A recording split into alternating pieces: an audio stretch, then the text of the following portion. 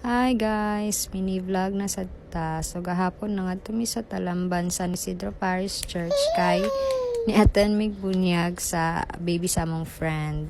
Mani si baby Caleb Dale. Anya, fit check sa takadiyot. Mana. Dayon ato na dayon ta sa reception, the favorite part, charot.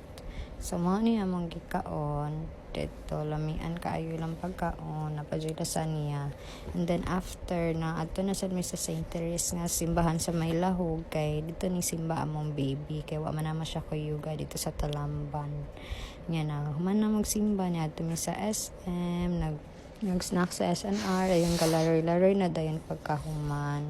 Nya syempre di malimtan ang coffee ni mami, naghapit kami sa Boss Coffee kadiyot dayon timing di ay nga nag-mall show silang Catherine Bernardo.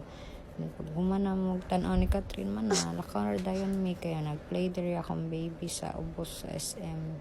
Pero di siya gana na tumadlok sa atong rides nya kanina lingaw siya diri sa kaning unsa niyang gibuhat nagkambyo man ni siya. Ara nun siya nalingaw.